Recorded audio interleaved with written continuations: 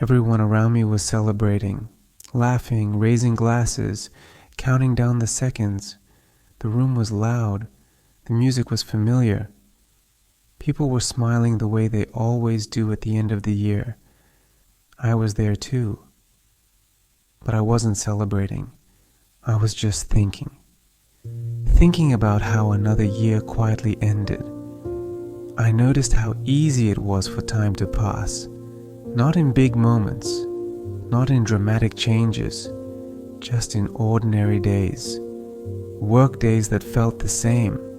Conversations I had already had before. Plans that never quite became real. Nothing bad happened. And somehow that made it harder to notice anything was missing. From the outside, my life looked fine, stable, predictable, acceptable. I had responsibilities.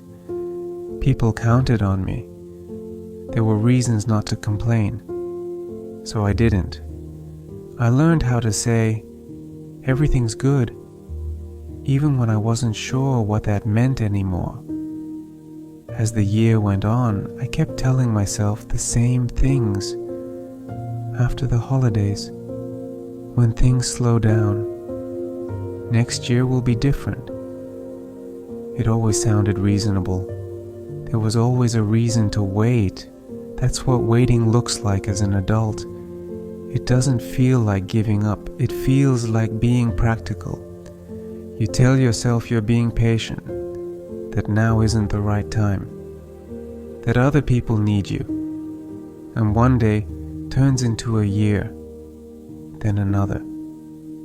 While everyone around me was celebrating, I started thinking about all the moments that passed quietly, the days that blended together, the plans I postponed, the conversations I avoided, not because I didn't care, but because it felt easier not to ask difficult questions. There were times this year when I felt something was off. Small moments.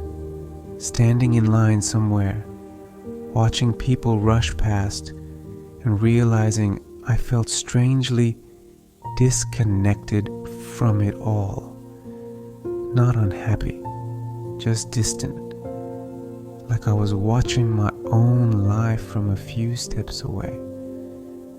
I told myself it was normal. Everyone was tired. Everyone felt overwhelmed. That's just how life is after a certain age. So I stopped paying attention to the feeling. I got better at ignoring it. As the months passed, I noticed something else. I stopped looking forward to things. Not in a dramatic way, just quietly. Weekends felt like recovery time instead of something to enjoy. Free evenings disappeared into screens and routines. Even good moments felt brief. They came and went without leaving much behind. Waiting became my default response. Waiting for motivation, waiting for clarity, waiting for something to change on its own. I didn't feel stuck. I felt paused. When the end of the year finally arrived, everyone seemed to be in a hurry to celebrate, to forget the past 12 months, to toast to a fresh start. I understood the impulse, but sitting there, surrounded by noise and laughter, I realized something uncomfortable. This year didn't feel different from the last one, or the one before that. That's when it hit me. Not all at once. Just a quiet realization.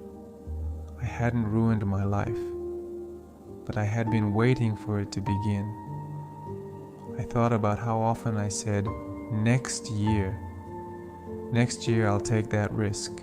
Next year I'll make time. Next year I'll be more honest with myself. Next year became a place where I stored everything I wasn't ready to face. The truth is, waiting feels safe. It doesn't ask you to change anything. It doesn't require uncomfortable conversations.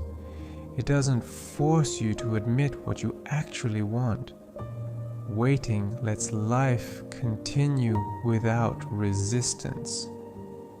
And that's exactly why it's dangerous. While everyone was celebrating, I thought about the cost of waiting, not in missed opportunities, not in dramatic regrets, but in smaller losses, curiosity, energy, the sense that my life was still unfolding.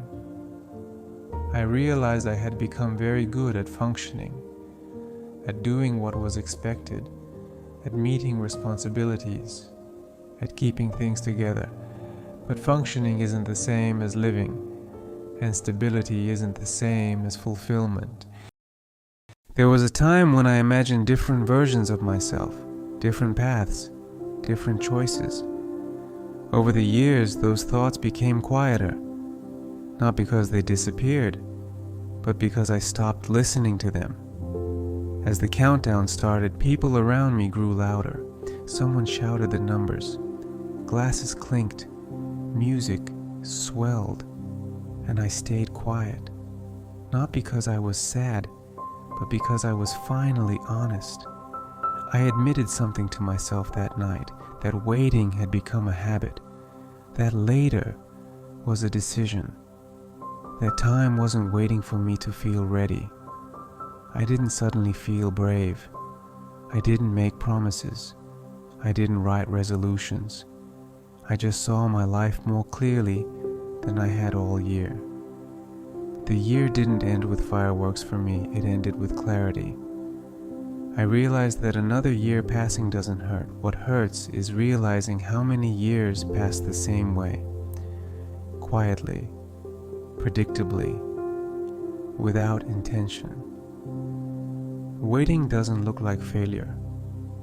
It looks like responsibility, like maturity, like patience. But over time, it becomes avoidance. And avoidance slowly turns into regret.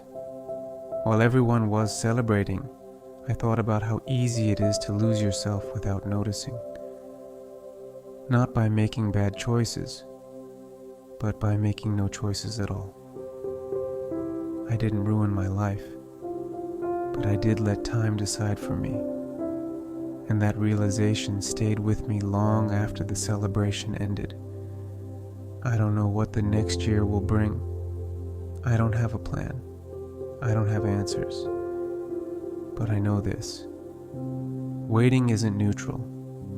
It always costs something. Sometimes it costs time. Sometimes it costs clarity. Sometimes it costs the version of yourself you never allowed to exist. Time doesn't pause at midnight. It keeps moving, quietly, whether you're celebrating or just thinking.